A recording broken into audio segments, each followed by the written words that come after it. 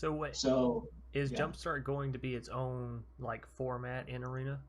So the idea of it is to basically it's its own type of thing where you can buy 2 packs and suddenly have a 40 card deck. Just by buying 2 packs, you can shuffle them together and be able to play immediately. This is, in my mind, replacing starter decks, because starter decks would help you get into standard in the past. They'd help you get into a place where you can play, standard legal type stuff. Well, in paper, you're not playing standard anymore, and so I think this product actually is perfect for getting people into buying packs, learning how to play Magic if you're trying to teach someone that kind of thing, and then immediately jumping into being able to play Commander. This is a Commander made set. Okay. The fact that they can play Vintage and Legacy, it can kind of do that kind of thing, which is sweet. Um, and so that's the whole idea of it, is that this is a great way to start people out beginning into Commander, because you can buy 2 pack or buy 4 packs of this, whatever, teach someone how to play, and probably have a good chunk of cards for a Commander deck right out of it. Well, that's everybody. My name's Chance. Today we're doing the third week of the FNM podcast. This week we're going to be talking about Jumpstart cards, Corsair 2020, our top 5 of both, and Jeff's going to be breaking 2021. down. Yeah, 2021. Jeff's going to be breaking down Jumpstart details for us. A lot of good stuff today. Yeah, I'm really hyped for what's going on right now. By the way, Jeff, MTG Jeff, check out our channels if you guys want to. We have, again, Corsair 2021, which is going to be coming out. We're recording this actually the day before the pre-release event is going to be coming. And so we're excited for Corsair 2121 right now, but this will be coming out for you guys probably a little bit after that. And so we're going to be jumping a lot more as well into Jumpstart and kind of what that is, breaking it down along the way in this podcast. So yeah.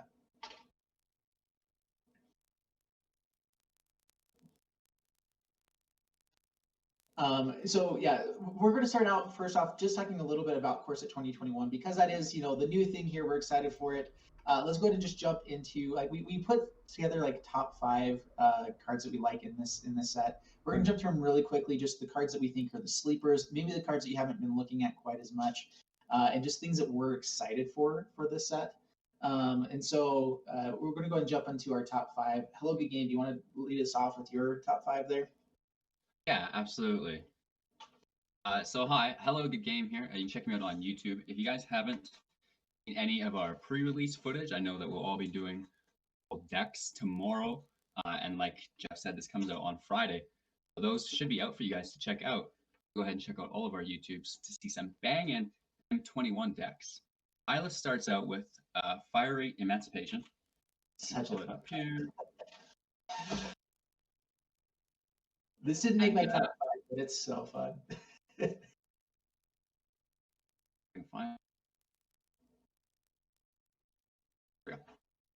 Emancipation is an enchantment spell. It's mythic and costing 6 with 3 red sources, so very mana specific. Force you control would deal damage to a permanent or player. It deals triple that damage to a permanent or player instead. So we've seen Angras Martyrs in Historic being pulled with Winota for just insane damage. I'm imagining this being free cast from our library as well, somehow, some way, and then using a deck with Trample, maybe a little bit of a Gruul ramp situation, to just absolutely obliterate our opponent. This is big. Oh yeah. Well, and we had Obosh for a while too, that just came down on turn 5. The companion nerf kind of stopped that deck, but it was one of the top decks on Arena for quite a while, where you just throw something down on turn 5, all your stuff deals double damage. Well, you can do this now on turn 5, because I think it's 5 mana, right? Is it 5 mana or 6 mana? I think it's 6. 6 mana. Yeah. Okay, yeah, but still, like, it's a busted effect that you can do with that. I'm really excited for it. Yeah, I think it'll be good in like a Cavalcade top deck too, where you just get those little bits of damage, but instead of doing 1, you're dealing 3. Mm-hmm. Cool. Next up, I have Heroic Intervention. This is an instant for 2, 1 green mana source. Permanent you control gain hexproof and indestructible until end of turn. This isn't a very fun card, but I think it's going to be a very powerful card. I think it's going to be in a lot of decks, a lot of sideboards, if not main board. That's basically just the reason I wanted to highlight it, is that I think it's very powerful for what it is.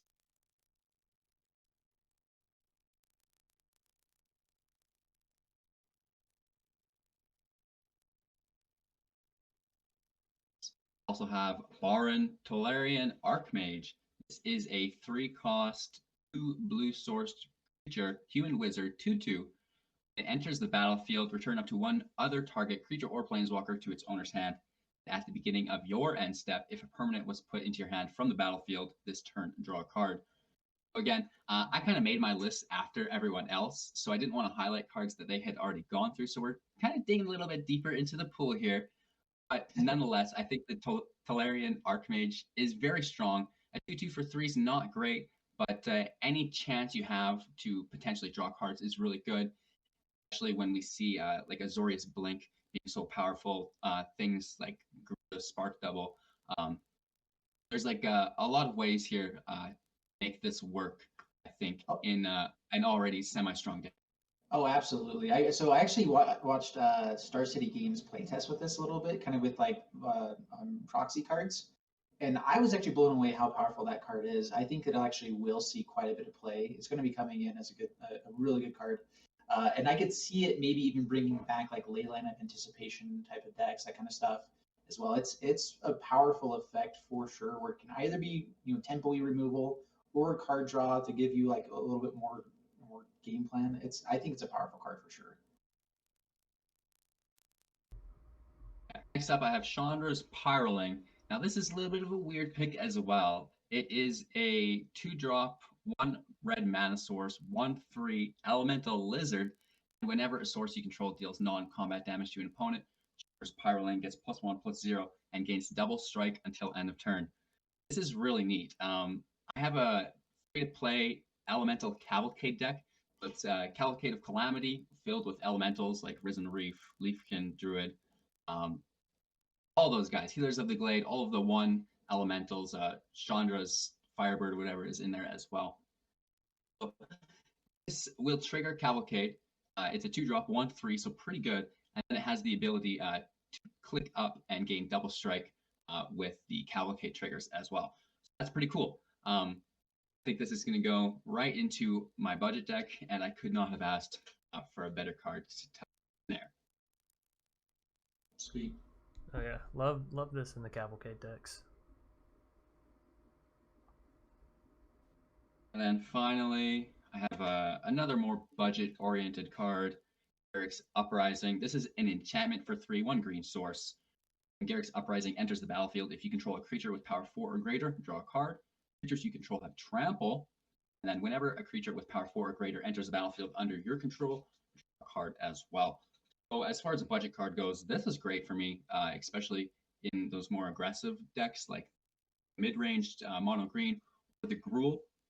You do have a lot of those big baddies that you're playing more often than not, just to kind of keep it going, because they will be subject to removal. So it's always nice to at least have the chance to have one replace the other, and kind of continue that way.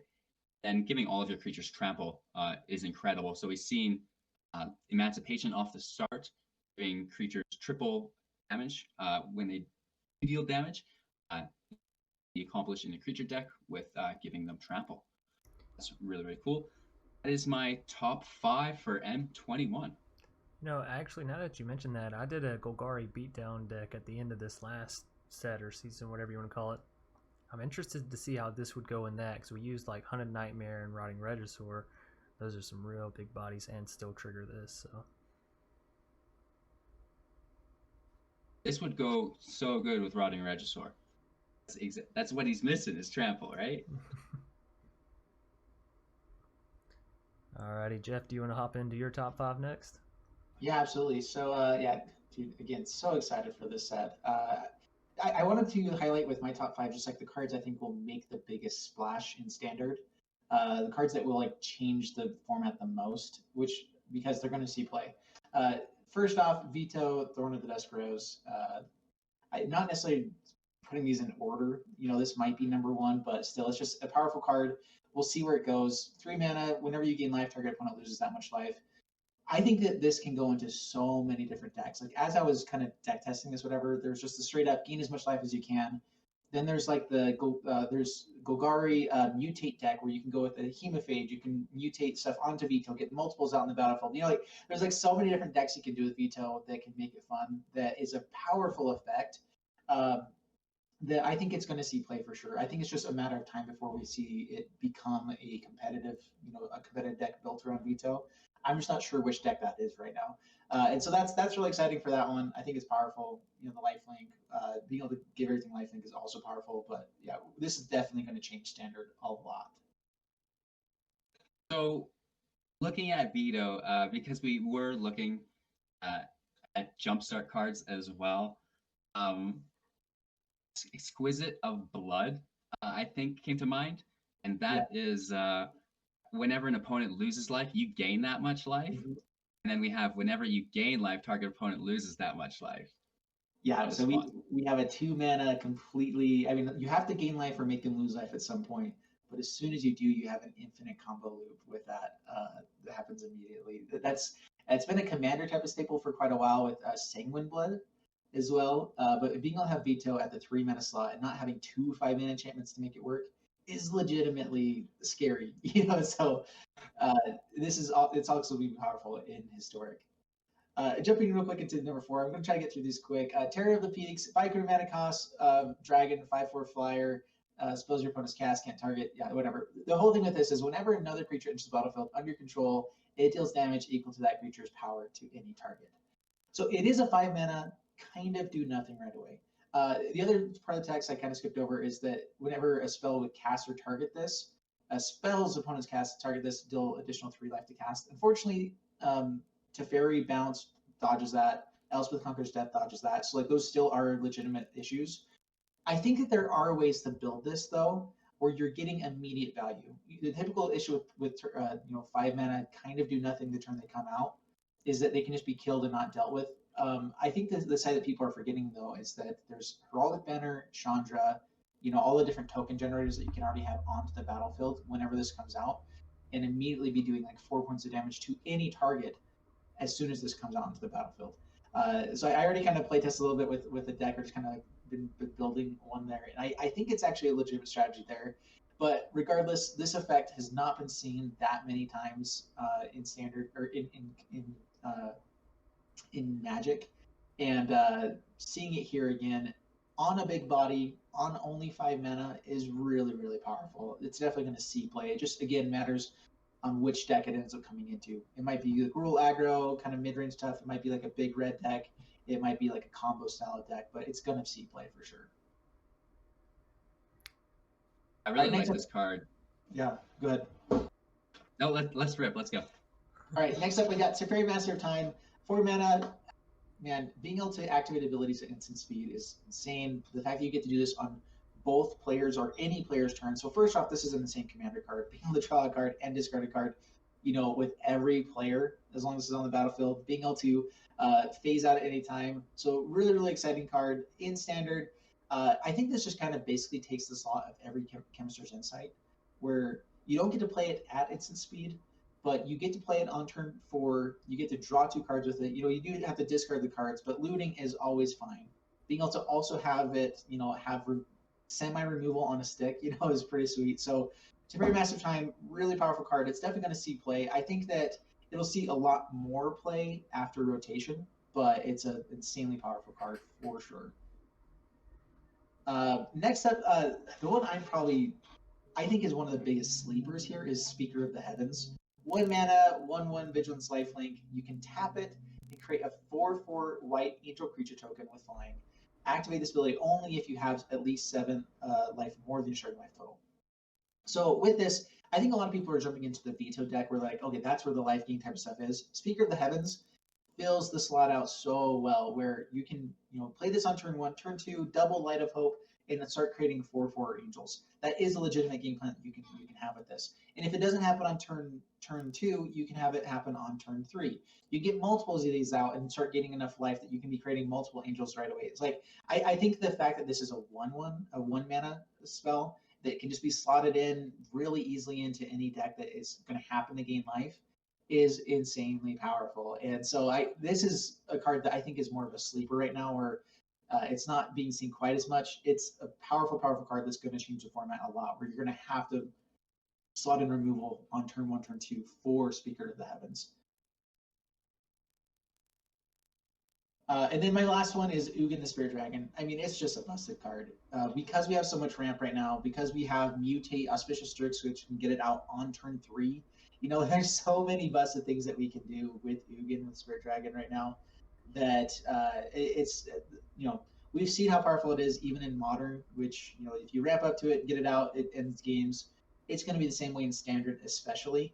So I'm a little bit worried about it. I'm a little bit scared exactly how powerful this is to see Ugin just as the top end. The one nice thing about it is that it will end games quicker. It's a really good top end card that will kind of like finish out. So that's probably the only thing I'm really excited for this, besides playing it myself, is that if I'm running up against it, I can just know that the game's over, you know, instead of having to play things out longer in the more controlling or rampy type of decks. Like once Ugin hits, most likely the game's over. We can just call it a game and be done, you know. So that's kind of scary to me. If any card will get banned from Standard, my guess is that it's going to be this one. What do you guys think? Honestly, that -X ability is nasty. If you're ramping and you're the first one to ramp into your Ugin, hit the -X, just wipe all of his permanents other than your Ugin. Mm-hmm. That's game. Yeah, it's a busted card. The +1 ability is good. The negative, you know, is a good board wipe. You can build around it. Nissa works great with it, where you're ramping up to it. You also, your lands are colorless, so you can do stuff. It almost makes me want to like question after this rotation, are they planning on drawing back some of that ramp that we've been having? Since they're giving us an 8-mana Planeswalker that would be busted with all this ramp. Y'all think they're going to slow down Standard, or you think they're just going to keep the gas on ramp?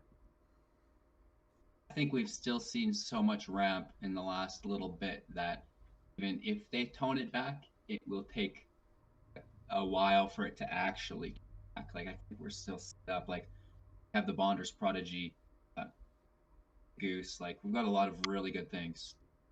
We've definitely seen like a power creep of sorts into Standard in the last, like, since basically Arena came out. And I think it's because it's more interesting playing best of one with more fast stuff rather than playing it slower, decided whatever. So I think they have been ramping up what's available in Standard for 2 reasons. Because they want to make cards that are actually playable in Commander. Commander is a really hard format to put stuff into. They know that that's where people are actually buying physical cards for. And so I think that's part of it, is that I don't necessarily see them slowing down Standard right now, because they're going to want to keep printing stuff that's actually playable in Commander. And I think it makes Arena gameplay a little bit more interesting. Standard is a completely different thing now. You know, the fact that they're even doing the competitions on Arena now, I think that's basically where Standard is. Standard is the digital MTG Arena format now. I think it's more of what like, I think that power creep is going to stay probably about where we have it. I think it's going to probably be right around where we have everything now. Fast gameplay, interesting stuff that you can do. It's going to, you know, stick with certain decks, archetypes. But then I think that we're going to have a lot more interesting gameplay in other formats. And Historic is where things are going to get really exciting, where we can kind of keep utilizing those in different ways.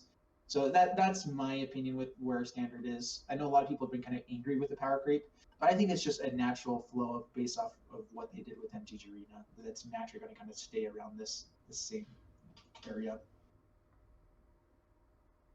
Doctor, what are your top 5? Alrighty. Jumping into my top 5, and I just realized last minute actually that I had Terror of the Peaks as well on mine, so I'm going to shift from that and just list Basri Ket as one of my top 5s. I kept looking at this card, and I kept going back and forth, and I think all of us were on this page where we're like, it's good, it's not good, it's too slow, no it's not. I ended up finding a card, and I can't remember it for the life of me. It's a 2-mana 3/1 that's coming out with Corsair 2021, and it says whenever it enters the battlefield, give a creature +2/+0, which is actually really strong because 1, it's 2-mana 3/1, 2, it allows you to buff that turn 1 play into a 3-power attack instead of just a 1-power attack, and so you're going to be able to deal that early damage that you need a lot quicker, and the viability of actually taking someone out on turn 5, turn 6 is kind of there with Basri. So I think we'll see a mono white Weenie deck come out. I don't think it'll be like top 3 tier decks, but it'll be that deck that, you know, 1 or 2 people make it to Mythic with using some weird anti-meta specific aggro, right? Yep. So I like Basri. I'm excited to see that list. Maybe I'll be one of the ones that creates it. We'll see. Moving, and again, these aren't in any order, so I'm not saying he's my number one pick or whatever. But moving us along, we have Chandra, Heart of Fire, 5 mana cards, 5 loyalty, +1. You get to discard your hand, then exile the top 3 cards of your library until end of turn. You may play cards exiled this way. That alone, that one ability, pretty much sold me on this card, because like 2 turns you have 6 cards, 3 turns you have 9 cards. Like, that is so much value for just 5 mana, and in red, that's exactly what you want, right? You want these cards that you're going to be playing after you run out of a hand, because pretty much always going to be running out of a hand. The other +1 ability, you get to remove something, so no small negatives there to really fight with in your mind, right? Like, should I plus or should I minus? You just plus all the way. And then you got the -9 ability, search your graveyard and library for any number of red instant and or sorceries, exile them, then shuffle your library. You may cast them this turn and add 6 mana.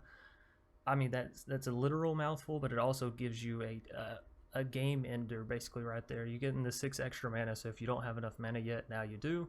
And if you couldn't find the card you needed, well, you get to pull it from anywhere basically, except for exile, right? So this card will see play. I'm almost like 100% sure of that. We have Temur Reclamation out that still fits very well with her, given she can find your expansion explosions very well. She gives you more cards in hand even if you just run out. So I'm digging Chandra. I'm really, really digging her. Next up, we got Gadrick the Crown Scourge. Jeff, you had mentioned this whenever we first were talking about spoilers, but I actually went back and made a deck with Gadrick and a Jund Sacrifice, and it's so dirty. I don't even want to see this. I don't, but I'm going to play it, of course, because you don't see a piece of gold and not take it, right? Yeah.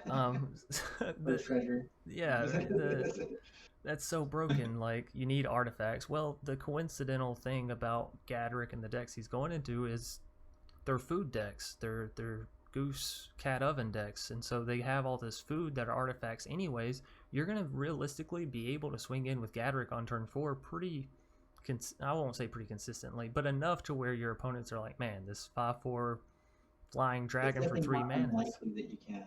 Yeah, like with the food, it's crazy.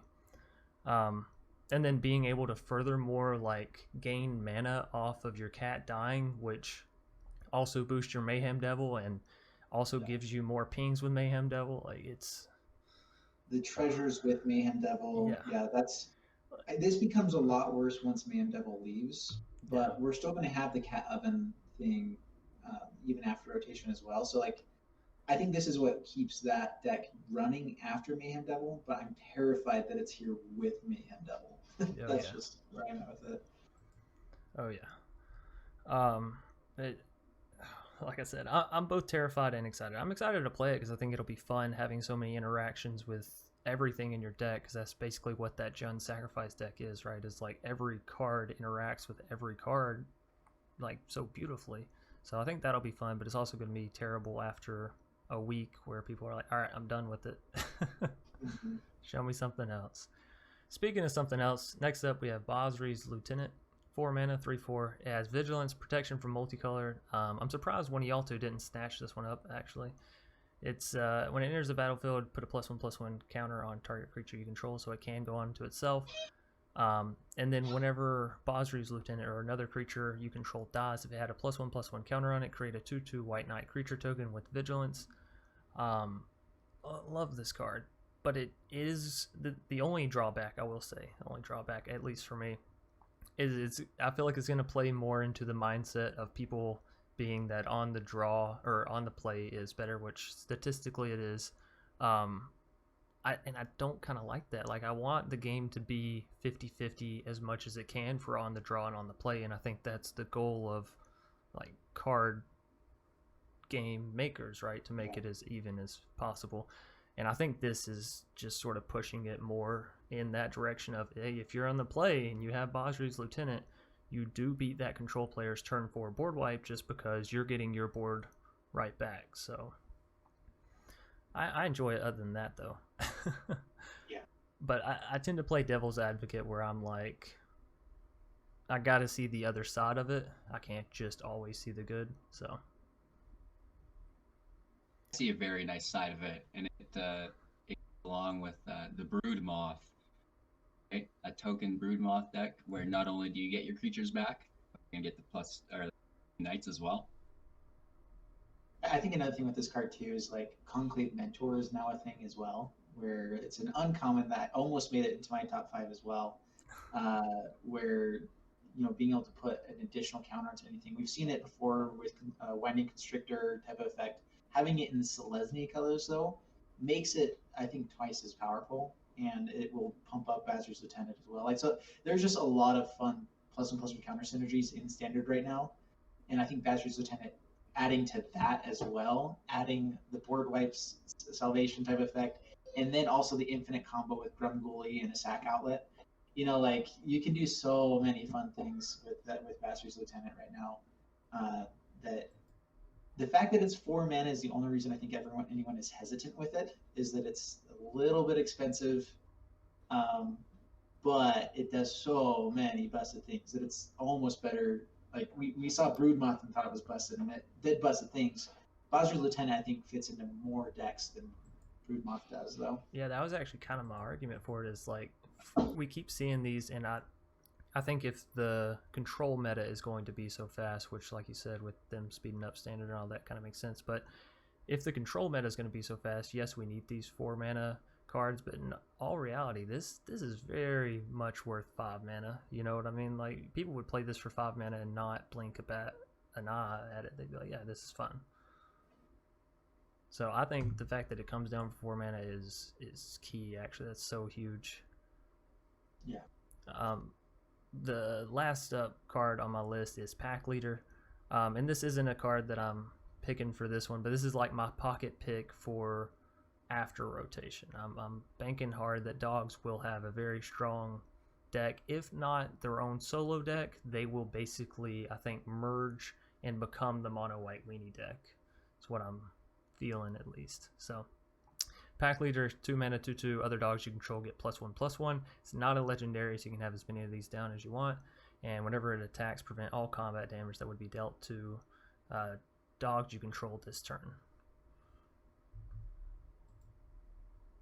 It's such a good 2 mana lord. To get protection as you attack you don't see that often. I think it's whenever Pack Leader attacks, right? So it has to attack to be able to make it work. But man, it's the biggest downside, like you were talking about before, is that there's just not a lot of support for it right now. But it's one of those cards that like I'm continually excited for. I'm always going to build a dog tribal deck every set and probably every month just because I want to. Like, just because it's such a fun thing, and this legitimately can turn dog tribal into a thing. But we're definitely missing out on being able to have a great deck out of it. We do have a decent Boros aggro deck. I'm always going to try to put Ren and Ciri into this type of deck as well. But also there's kind of going Mardu with like Pinoros, Banehound, those kind of things can also hop into it. So I don't know. There's some definitely decks out there you can build with Pack Leader right now. All right, well, we want to make sure we had enough time to jump into Jumpstart as well. And honestly, there's so much to talk about here with this new product. And so I'm hoping to kind of give you a little bit of a picture about what Jumpstart is, and then we're going to also jump into just some cards that we're excited for with Jumpstart, why you should be excited for Jumpstart and what it is. So basically, when I started Magic, my friend walked me into the nearest, Magic shop. It had just barely opened for a really small town I was in, and we hadn't seen anything like it. And they handed me a starter deck, and I had never seen someone just like, hey, here's a free game to play. You could technically play Magic with just this. It was really, really cool. Jumpstarts are the new starter packs. Yeah, you have to pay for them, but you also get a lot more value out of it. The issue with starter packs nowadays is that if you're walking into a place you want to learn how to play Magic, physical Magic is not like, you don't jump into Standard with physical Magic anymore. You want to jump onto an MTG arena. If you're jumping it all into physical cards, anything like that, you're wanting to jump into Commander. And we just didn't have a product that could easily start you out into Commander. And I feel like Jumpstart fits that perfectly.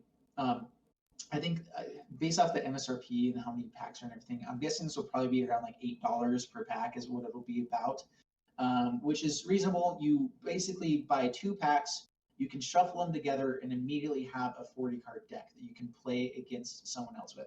So if you buy 4 of these, that's what, $30 or so that you're working out as a friend trying to start your friend into Magic. You can then have 2 decks to test against. They can get all those cards. And in Jumpstart cards, you're going to have commander playable cards. They're going to be legitimate stuff. Like everything that's in Jumpstart, it's built to where almost every single pack is going to have something that is worthy of playing in a good commander deck. And so that's the whole idea of this, is Jumpstart is supposed to kind of fit that. What's super exciting for us, and why we're really excited for it as well, is that they announced that not only is this going to be legal in Commander, Vintage, and Legacy, but it's also coming to MTG Arena for the historic format on July 16th. That's huge. That is so, so exciting. We are stoked for this, and also kind of blown away, because I think all of us are like trying to get into the M21 mindset, because we have to build like 3 to 4 decks a day sometimes to get the good content we want, and so all of a sudden having another like 400, I don't know how many cards is in this set. It's a lot of cards all of a sudden in this set. How many is that? 50 plus, 470 something, I think. Yeah, it's insane. And so in all of them, so many of them are good. Like there are some like reprints and things that are just kind of printed there, but most of them are going to be, even those reprints are like stuff that's good in Commander or whatever that are played.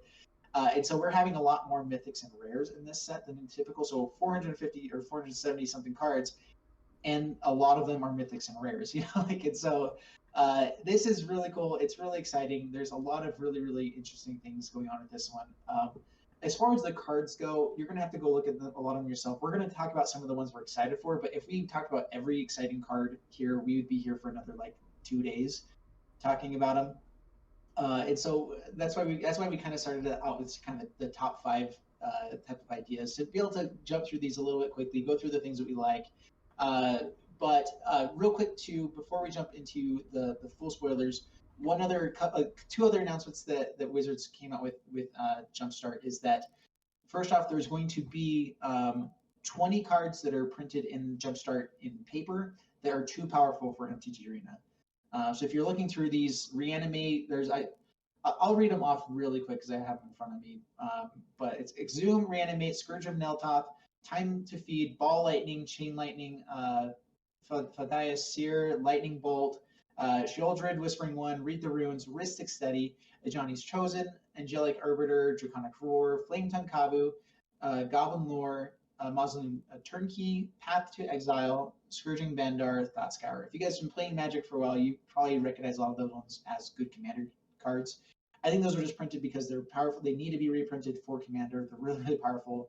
A 1 mana being able to reanimate any card from any graveyard. If reanimate was, I think, just too powerful for Arena to make sense. And so I'm glad that they're taking those out of it for historic, and they're replacing it with 20 other cards that are a little bit weaker. Anyway, so that's basically all the information for Jumpstart. That's what you need to know about what it is, how it's being set up, everything like that. And then we can kind of jump into everything else here. So what do you guys want to start out with the actual top 5? I feel like I've been talking for a while. Yeah, no worries. My top 5 starts out with Oracle of Mulled Gaia. This is a 4-cost, 1 green sourced creature, Elf Shaman. Only a 2/2. However, you may play an additional land on each of your turns with the top card of your library revealed, and you may play land cards from the top of your library. So there's a lot of really cool effects there. It does cost 4, which is a little bit more expensive, but be ramping, so I think it's worth its while. It's non-legendary, so it also stacks, which is really cool. I've kind of been on this play from your library instead of your hand train recently. So as soon as I seen this, I was like, that's it right there, please and thank you. Yeah, it's Azusa and Rada, which we were talking about, I think, on the last time, all in one package, and so you can do all of it all in for 1 more mana, but it's also not legendary. So the ability to stack it, I think, is really, really cool. Next up, I have Tiny Bones Trinket Thief. is a 2-cost, 1 black source legendary creature, Skeleton Rogue, which we've seen a lot of rogues in Jumpstart. I did notice that. At the beginning of each end step, if an opponent discarded a card this turn, you draw a card, you lose 1 life. You can pay 6. Each opponent with no cards in hand loses 10 life. Woo! It's a 1/2, so it's pretty weak. But art on this card, everything about this card, just it grabs me, draws me right to it. First, it's a mythic. It's a low-cost mythic, a 2 converted mana cost mythic. Yes. Legendary creature. Okay. Rogue, we've seen a lot of really cool rogues, and I even made a rogue tribal deck, which I think is really cool because Power of the Rich's ability triggers whenever you attack with a rogue afterwards, so it doesn't always have to be him. You can re-grab those cards later on with an older rogue, so that's really cool.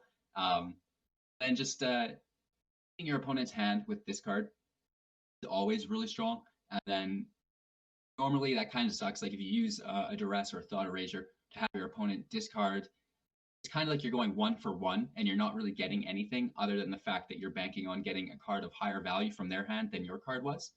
However, when we do it with Tiny Bones on the field, we're not going 1 for 1, or like -1 for 0, or however you want to think of it, right? So there's no negative value on our end, which is really cool. So that's why Tiny Bones Trinket Thief gets my pick for one of my top 5 star cards. Next up, we have Primeval Bounty. This is another mythic, an enchantment for 6. Whenever you cast a creature spell, create a 3/3 green beast creature token. Whenever you cast a non-creature spell, put 3 +1/+1 counters on target creature you control, and whenever a land enters the battlefield under your control, you gain 3 life. So this is another really high value card that sees value in almost any line of play, right? If we're creating creatures, we get even more creatures. If we're not creating creatures, say we're like doing battle tactics or sort of shenanigans, we're getting counters. And if we're not doing either of those, or as an addition to doing those, we should at least be playing a land for our turn. Never mind the fact that all of these things stack on top of each other, which is really cool. That is a lot of value. It's expensive. It's worth 6. I think the fact that it does so much is just, I can ramp into it. It'll be fine. Well, I just keep imagining Auspicious Strix bringing this onto the battlefield for free as well. Like there's so many plays where you can just kind of have so many fun things happen with this. I think that it is maybe a bit expensive to be like in the competitive decks or whatever, but boy, is it going to be powerful if you ever get it out. This set is full of those kinds of super fun cards. Yeah, another one right here, Muxus Goblin Grande for 6/2 red mana source. It's a legendary creature, Goblin Noble, and we've seen a lot of rogues. I also seen a lot of goblins in the Jumpstart section as well. I think Goblin Tribal is going to be very powerful and historic. Muxus Goblin Grande enters the battlefield. Reveal the top 6 cards of your library. Put all goblin creatures with converted mana cost 5 or less from among them onto the battlefield, and the rest in the bottom of your library in a random order. Whenever it attacks, it gets +1/+1 until end of turn for each other goblin. Looking at the top 6 cards and free casting up to 6 goblins with 5 or less converted mana cost each. What? Yeah.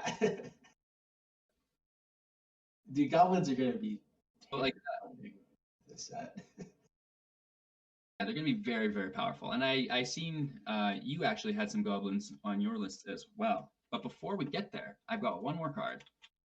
Is Dualcaster Mage. Really quick.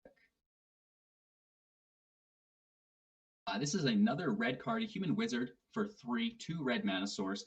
2/2 with flash, which is always really nice. When Dualcaster Mage enters the battlefield, copy target instant or sorcery spell. You may choose new targets for the copy. So this is typically something that red doesn't have a lot of access to. It's kind of like an is-it function with blue in the mix. To have the ability to copy an instant or sorcery and give new targets to it as a red player, I think is very powerful. For instance, if you are playing mono red aggro and you get hit with a counter spell, you can counter his counter spell while playing a creature to use more aggro. afterwards. So I think it's a really cool card that's going to fit somewhere for sure. Yeah, that's my top 5 for Jumpstart.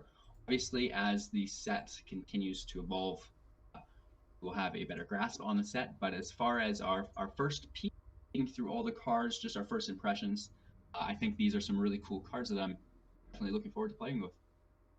Nice. Alrighty, well. Yeah, go ahead, Doctor. Well, I figured I'd give you a little bit of a break since you took a little bit of time explaining Jumpstart and all that. Hopping into my top 5, and these, I won't say that they're necessarily competitive or whatever, but they stuck out to me because, well, most of the time whenever I'm playing Historic, I'm not playing it for competitiveness. I like to stick to Standard for competitive Magic, and then Historic for my fun stuff. And I think that's going to be the same feeling with a lot of like newer players and all that, simply because you don't have, you know, the mythic rares from 3 sets ago and all that kind of stuff. So these are the cards that I picked out as like fun ones or whatever. First up, we have Angel of the Dire Hour, and this one kind of reminds me of, and I knew this was going to happen, I'm completely forgetting the name. The ability basically where you wipe the board on attacking creatures. When Angel of the Dire Hour enters the battlefield, if you cast it from your hand, exile all attacking creatures. But instead of giving them the lands that you normally would from... Settle the Wreckage. Settle the Wreckage, there it is. Instead of giving them lands, you're just exiling stuff. So it is a bit more expensive and by a bit. Like, it's like 3 extra mana, so it's hella expensive. But it has flash, flying. It's an angel. I love angels. It's nice. I don't think it'll be competitive in the least bit because, again, of the 7 mana. But being able to exile everything, yeah, count me in. Mm-hmm. Next up, and a lot of these y'all are gonna notice, like I said, they're because I really want to play them. Ghoulcaller Gaia, 5 mana, 2 mono black in the cost. It's a 3/4, and then for 1 mono black cost, you can tap it, sacrifice another creature, create X 2/2 black zombie creature tokens where X is the sacrificed creature's power. So I love zombies in general. This is just awesome. Being able to create multiple of them from sacrificing, what was the big bird, Graveyard Phoenix or something like that, that could allow you to return cards from the graveyard. Super happy to throw together a historic zombie reanimate deck with this. It probably won't be, you know, top end again, but it's going to be a zombie creating machine, that's for sure. Next up, I have Maelstrom Ark Angel. It's the Niv Mizzet that we all wanted, pretty much. It's 5 mana of every color, so 1 white, 1 blue, 1 black, 1 red, and 1 green. It's a 5/5 flying creature, and it reads, whenever it deals combat damage to a player, you may cast a spell from your hand without paying its mana cost. So, you know, you're either going to get... Okay. Yeah, you're either going to get really happy when you swing in and hit, or you're going to look back at your hand and realize you have nothing worth playing, really, right? Hopefully the second one doesn't happen to you nearly as often. Even if that happens, though, you get in for 5, right? That's not... Yeah, it's still nice, but let's be real. If you don't get to pull something and play it for free, what do you get doing? Yeah. Next up, again, catering to my personal whims. This one's going to go into those counter decks that M21's already supporting. This one's just nice. It's Macaeus. I may be saying this wrong. The Lunarch, basically. It's X and 1 white. It reads, whenever it enters the battlefield, it enters with X +1/+1 counters on it. You can tap it and put a +1/+1 counter, an additional one, or you can tap it and remove a +1/+1 counter and put a +1/+1 counter on each of your other creatures. So it's going to be great, like I said, in Selesnya token counter deck, which might also see some life gain. I was looking at a Joriel deck with Dawn of Hope, but honestly, there's so many cards coming that could be stuffed into this same deck with Conclave Mentor and Basri's Lieutenant that it's like, I don't want to play a 60 card deck anymore. I might go play Yorion just to fit them all in there. I know, right? I think Yorion, besides it being like one of the worst things that ever happened to Standard, is one of the best because you don't look like an idiot playing an 80 card deck anymore, you know? Uh-huh. And I would always get comments like, dude, you threw in like 2 extra cards in the deck. Why would you ever do that? Like, I felt happy about it whenever I was like, okay, I have a reason to play 80 cards now. Yeah, More definitely fun. agree. Last up on the list, we have Angelic Arbiter. It's 7 mana. So again, these costly angels, I don't know what attracts me to them. It's a 5/6, so solid stats, I guess, for being able to fly. The nice thing, though, is each opponent who casts a spell this turn can't attack with creatures, and each opponent who attacked with a creature this turn can't cast spells. So obviously the decks that are still only creature aggros are gonna tear you up, and all the creatures or all the decks that are only control are still gonna tear you up. But all those ones in the middle, you're just kind of shutting them down, making them really think about would they rather have the removal or have the swing in or have this or that. So kind of like it. Again, I don't think it'll see too much competitive play, but I'm trying to figure out a way to get these 7 mana angels down for, like, 2 mana. If they're legendary, there's a few things. There's the Transtemporal Gateway. You can kind of flash them in after turn 4 over and over again. So there's some things you can do if they're legendary. Although a few of those aren't, though. All right, jumping into my top 5 here. Got some fun ones. I tried to. So first off, almost every card in this is a reprint. There are 37 cards that are not reprints, and I tried to grab a couple of those that aren't reprints to kind of showcase a little bit. Emil the Blessed is the first one. 4 mana, legendary unicorn, 4/4.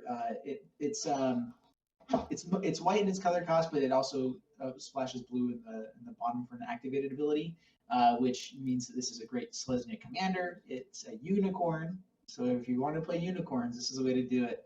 But it's also a legitimately insanely powerful card. For 3 generic mana, and that's a big deal. Exile another target creature you control, then return it to the battlefield under its owner's control. And then the other side of text, which doesn't matter quite as much, but whenever another creature enters the battlefield under your control, you may pay either a green or a white. If you do, put a +1/+1 counter on it. If it's a unicorn, put 2 +1/+1 counters on it. So it's kind of a unicorn commander, first off, because it does have a little bit of extra value for unicorns. But what I'm excited for in Historic is that with Zerda, you can make this a 1 mana ability, and then you have the green-red. I can't remember the card that when it enters the battlefield, you get a green and a red mana off of it. So it's a 3 mana infinite mana combo. You can Burning blink. Tree Emissary. Yeah, Burning Tree Emissary. Yeah. So for as long as you have Zerda and Emil out in the battlefield, for 1 mana you can blink Burning Tree Emissary back over and over and over again, get infinite mana.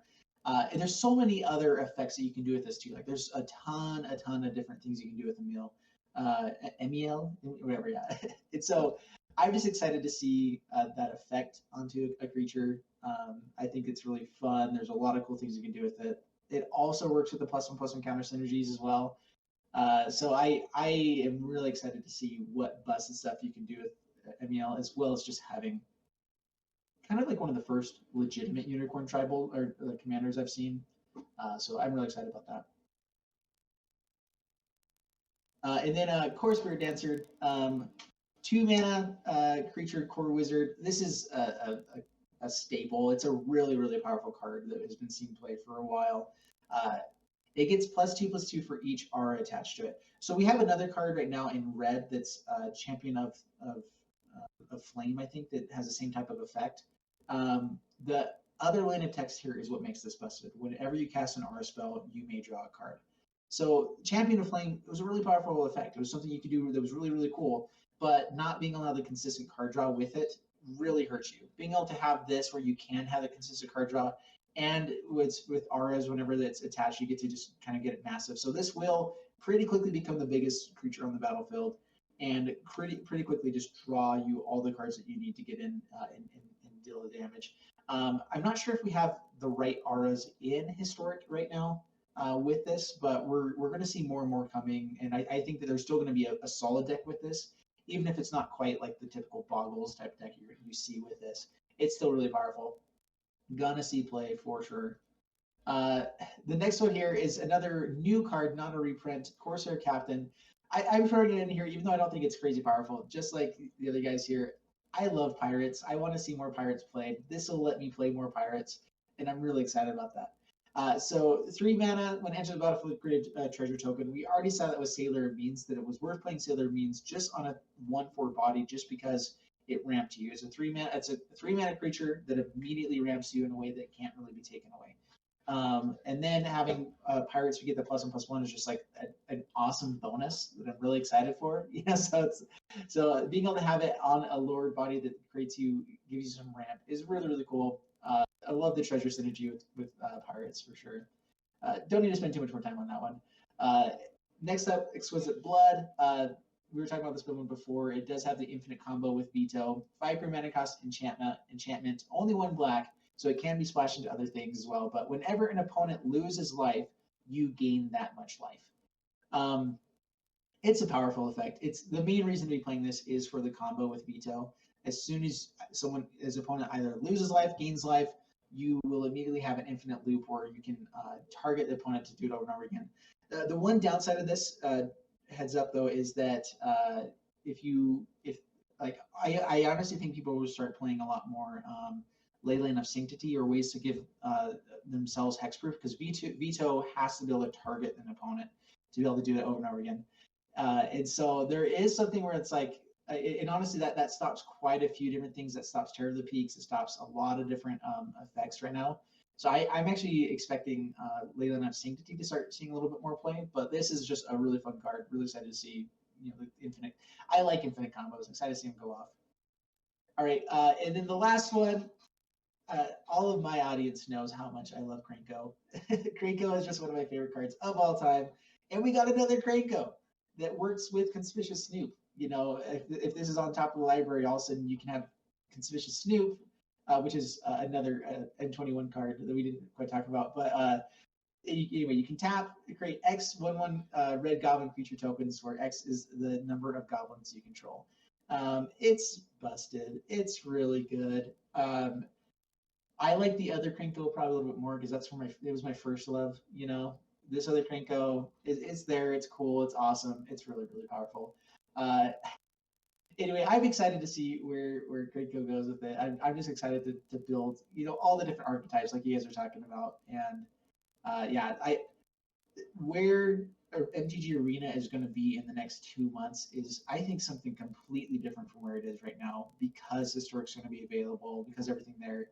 I know that there has been a lot of concerns with all the reprints as well. And so, Dr. Spilkin, do you want to kind of talk about kind of what Wizards, they just really released this today, as like right before we were hopping on here. They do have a good resolution for it, and he'll go into the details for you. Yeah, let me scroll right past it. And I can give a little bit of setup here with this too. So, part of the issue is that, like with Corsair 2021, Fabled Passage is going to be coming out again in the same set, which is another rare. And before, if there was 2 cards that were exactly the same thing, like if you already own 4 copies of Fabled Passage and you get, you're not going to be opening up packs with Corsair 2021 that are more Fabled Passages. That's how it was set up before. Like Sorcerer's Spyglass had that issue. They are addressing it, and this is what they've decided to do for that. Yeah, so I'm just going to read out the points here. That way nothing is like lost in translation and it doesn't come back as this or that or whatever.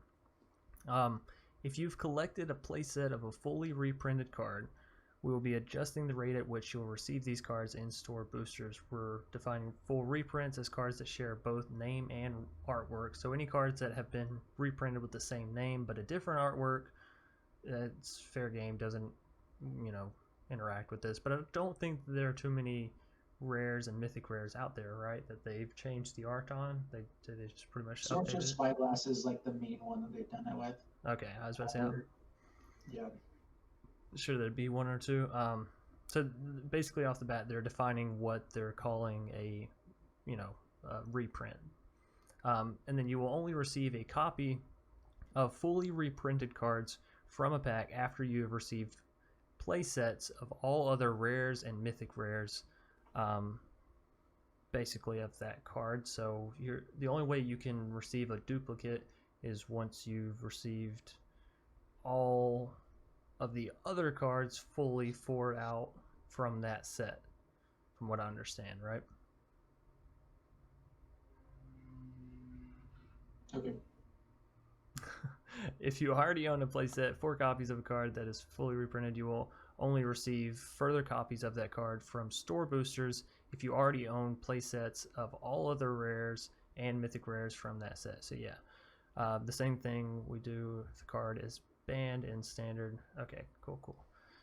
So yeah, the only way you're going to be getting a reprint basically nowadays is if you've got every rare, every mythic rare from that set that you're pulling from, and those cards aren't from another set that you've already got 4 of, right?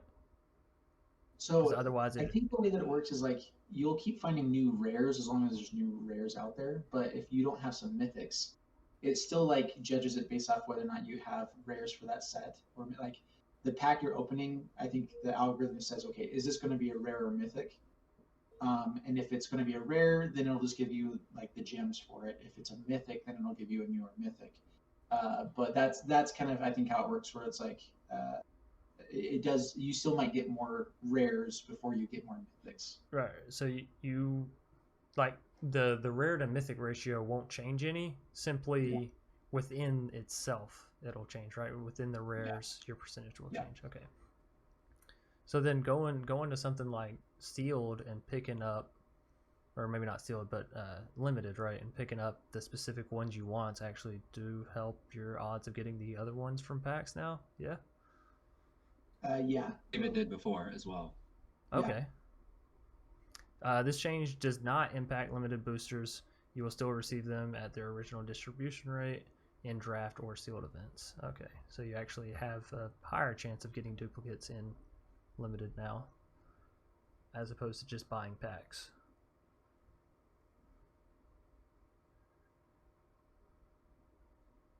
Yeah. That's also still the same. So when you buy packs and you have 4 of a rare, it'll move on to the next rare until you don't have any other rares to collect, and then it would have given you gems.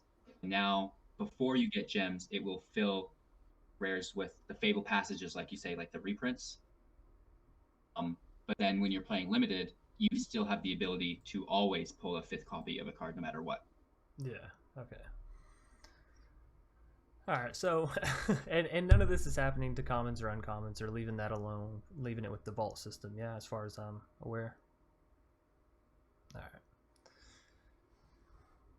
Yeah, which I mean, there are a lot more uncommons being reprinted, and commons have always been reprinted here and there with different artwork, that kind of stuff. Yeah. Uncommons is probably where free-to-play players will they would have felt it really hard beforehand with the rares and mythics, occasionally hitting the few ones that are reprinted there. Unfortunately, there's a lot of uncommons that are reprinted, so I do feel like free-to-play players are going to be filling that decision quite a bit. I'm a little bit disappointed on that side, but I can understand where they're coming from. Where like that's hard to gauge it all quite the same.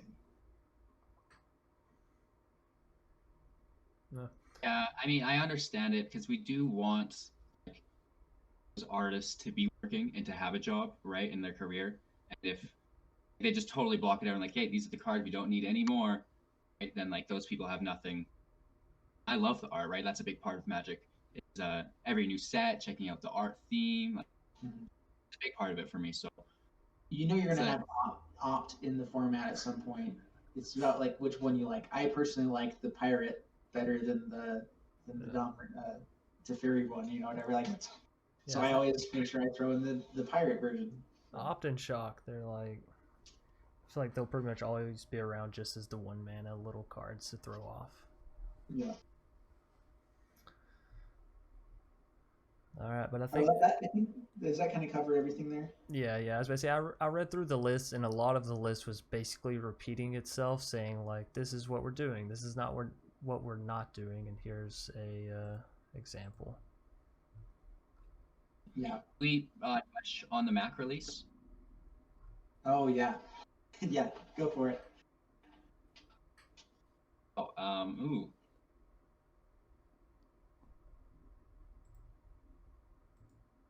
If you want me to go ahead, yeah. So June 25th, I think, is when it is. So it's basically when this is releasing. So tomorrow, we're recording this a little bit beforehand, but This will have already released onto Mac by the time this video comes out.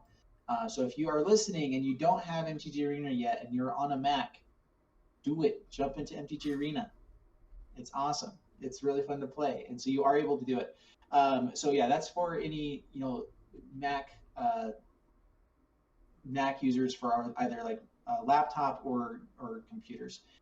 It's not quite coming to phone just yet. They have announced that they are working on it, that it's coming out. I think it's in the fall is when they were planning on releasing something like that. We don't know the exact dates at all for that. But so yeah, I'm excited that they're progressing the platforms it's on. I'm bummed that it's taken them 2 years or 2.5 years to finally get it just to OS systems. Yeah. And it'll take a little bit longer to get to mobile.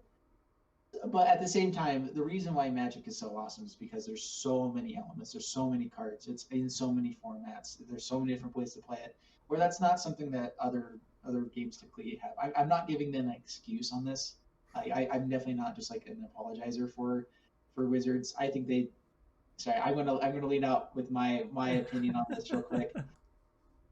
2.5 years is way too long, but I'm really excited that it's happening. I'm glad that it's happening for everything. So if you are a Mac user, I know a lot of my viewers have said that they are really excited for this to finally come out, and I'm excited for them. Do you guys think that we're gonna get releases on the consoles as well, like the PlayStation and the X series, the Wii? I feel like that'd be a little strange because a lot of the consoles are like FPS players, Fortnite. Not trying to throw any shade or any of that. Just I think they're geared more towards the. How do I say this without being insultive? The action-paced gamers, right? They're like quick to it, whereas Magic is kind of slow, sit back and like move one hand. Yeah. So I actually got my start playing Magic on like my Xbox 360, like those are the Planeswalkers, 2012 or something. You know what I mean? So that's kind of why I bring it up. Is like I know that there's people searching that Play Store all the time. It's like Magic 2015 is the last one I can play. I think it would not only be a pretty easy mod. Like people are mods for games to different platforms all the time, right? Can't be that hard. Again, maybe worst case scenario, we just have to wait another 2 years. Yeah, seriously, I feel like they should. I agree with you. I think that I think it'll be the least missed on consoles, and therefore Wizards isn't like. This is what I found is Wizards makes changes when it finally hurts them enough to do so, and it's sad. I'm going to stand by that though. I love Wizards for the game that they've created. I'm frustrated with a lot of the pacing that they do with bringing the technology side of all of this to everything. I mean, the fact that we were on MTG for how long before we finally got this? I'm just going to throw that out first. But anyways, I don't really have hope that that's going to happen anytime soon, is my opinion. But I think that it will probably happen once it finally hurts enough. Like once they finally get their community angry enough that they're going to be forced to do it. That's my opinion. Yeah. One more thing we missed from the state of the game. Brawl is actually going to be free to play for everybody forever. So yes. Yeah, what they basically should have done to start with. It finally hurt bad enough for them to change that. Yay! Yeah, I was about to say that when the Brawlers Guildhall came out, I was so furious at the idea of them like charging at all for it, much less like giving you one card as like a temptation. Like, here, if you want this card, go spend all your hard-earned gold or go spend all your gems. And Brawl, I don't even really enjoy it. So the fact that I was missing out on a historic card simply because, it's just them asking me to pay 10,000 gold for one card, I did not enjoy that. I did not appreciate them like, hey, you want to play this other game mode even though you're a content creator? Fork it over. So on this point too, as far as like more resources, people that are free to play, you've put in a lot of effort into getting your cards right now. in 3 months, everything's going to rotate. So with the next set, which is Zendikar Rising, we're going to have a new set come in, and we're going to be losing 4 sets from standard that you'll still be able to have those cards, but they're all going to be moving towards historic. This is part of the reason that we're excited for Jumpstart as well. I know a lot of the free-to-play players are probably seeing this and like, man, Jumpstart's awesome, but man, there's a lot more mythics and rares, a lot more wild cards to spend. And honestly, I think that this is going to be a place where I think they've created this as a place for people that have been willing to spend a lot of money to dump a little bit more into it. Where honestly, like right now, yeah, all of us have spent way too much on this already. But honestly, it's like after a certain point, you can't spend more on a set. And I could see a lot of people be like, hey, I want to play more of this Magic game, so might as well jump into it. So I think that's part of what they're doing here. I think that's part of what Jumpstart is going to be. Is it's another great place to be diving a bit more into historic. You still get to keep all the cards that you have that are rotating over into historic. And honestly, that's part of the other reason why I'm actually happy that they've built up how powerful standard is, the power creep and everything, is that there's still like legitimately, if you have, let's say, the adventures deck, like the adventure tribal type of deck or whatever, that is a powerful enough deck. Even just sticking with one set almost specifically or exclusively, you have an entire deck that's powerful in a lot of formats. Like I think that it's not quite powerful maybe to be in like Pioneer or whatever, but I think it's powerful enough maybe to be in the historic format even afterwards. So there's a lot of these different decks or archetypes that you can be building around, and they can help you at least still play, like we're talking about, the fun cards in historic, the fun cards in standard. I know all of us are going to be trying to make sure that we're producing content for you guys to be able to build fun decks. We're going to be building the decks that you guys can't build. Do the fun stuff like that. What's the wish fulfillment type of side of stuff as well, where we get to play goblins, we get to play all those things, but then also hopefully producing content for you guys where you can find the best places to enter into the historic format. Because honestly, over the next 3 months, historic is going to become a much more valid and important format to MTG Arena, and you're going to want to be jumping into it at some point. Standard, of course, is never going to go away. It's a really fun format. It's really good. But within the next 3 months, we are going to be losing 4 sets to that, and Standard is going to be changed quite a bit with Zendikar Rising. Like a couple things I wanted to mention. Like we've seen Wizards have been at the helm of some not so popular decisions a bit, like the 5th copy rule, the duplicate protection, the brawl that's now been changed, right? I think it's important to at least acknowledge the fact that, however, the decisions may not be popular, due to the fact that their fan base is actively voicing their opinions, they're able to effectively pivot their game plan to something that's more friendly for all. So I just want to remind people, if like there's ever anything that you don't like, do you think that could be fixed, don't get angry about it, but just voice your opinion still in a constructive manner. And more likely than not, listening, because this is their business. They want it to work even better than you want it to work. I guarantee that, right? Yeah, it's really nice that they are a company that is listening to people and acting accordingly. I will say this: Wizards they are very active on their edits of stuff, if that makes sense. Rarely ever do they drop something and then they're like, oh, that's it, we're done. We talked about it a month ago. We're not going back to it. What we said is what we said. I've realized they are very good about, hey, we'll go back and we'll re-edit this same piece of paper 3 times if that's what it takes to say what you want to hear, basically. But they are a little slow with it, and that's, I think, where people get riled up, is because Wizards is kind of still back in the 90s with paper notifications, whereas nowadays it's the internet, and you can't exactly take, like Jeff said, 2 years to bring something to a different... So I agree with you on that point and disagree. I know that we were running because especially if you guys have checked out like Legends of Runeterra, different things like that. I know that we are a Magic Gathering podcast or everything, but we are ranking these up against other TCG players, whatever. For them, they'll just, like, as far as changing the text on a card or something like that, that's actually one of the parts Wizards can't do very well, because once it's printed physically and people have put I think the biggest issue is that Magic became a commodity. These little pieces of cardboard became commodities that you could literally hold on to, let it grow in value, and sell it and make money. And that's the reason why it's so slow. And that's the reason for all of Wizards' decisions is like when they created MTG Arena, a platform where you can't trade cards, people can have the fun that you don't need. The demand of, let's say, Bone Crusher Giant went down extremely so. Different cards, that card probably would be worth, an extra $5 more for the people that have it if we didn't have MTG Arena. Wizards is very aware of that.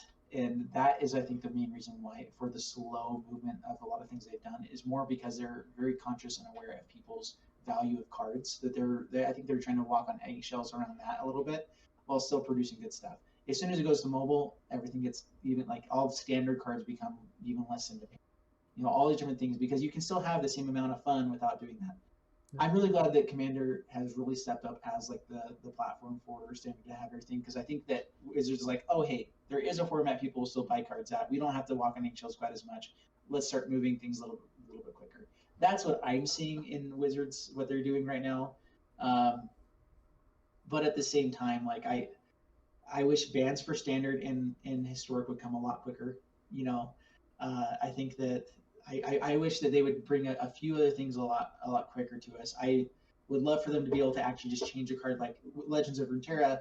If they have a card that's like has one too high toughness level, they will change it in the patch. They just change that card down one toughness level or whatever. They make a couple changes to make the cards they have work.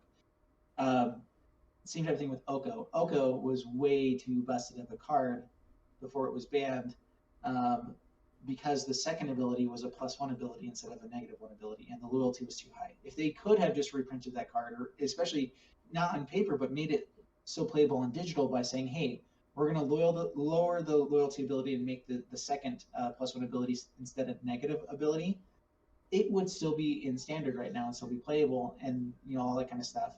And so I agree and disagree as far as like they don't tend to like change the cards to where they want it to be, and I think that's where, unfortunately, that's the issue of playing in a game that's still physical and digital.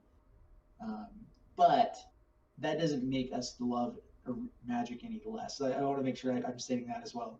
Magic the Gathering is the greatest game because it has the most intricate play system ever, and because we have so many cards to brew with. Like that is part of the reason I like it so much, is that we're also with Jumpstart, we're gonna have so much more stuff to brew with. Like that just gets me stoked. I'm so excited for it.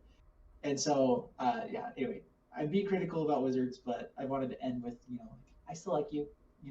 I like Magic that you produced, but I do struggle sometimes with Wizards of the Coast themselves with some things they've done. Like I said earlier, I feel like you, and especially as a content creator, I feel like you shouldn't just only push, and this is of course personal opinion, so don't take it as you may. Yeah.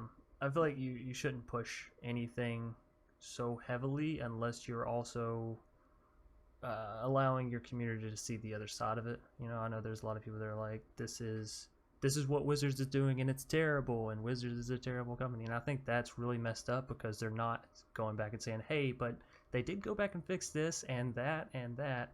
They're just sort of feeding into Wizards is a bad company and they only do mistakes. But in all reality, like, they're trying, they're trying as much as a multi-million-dollar company can.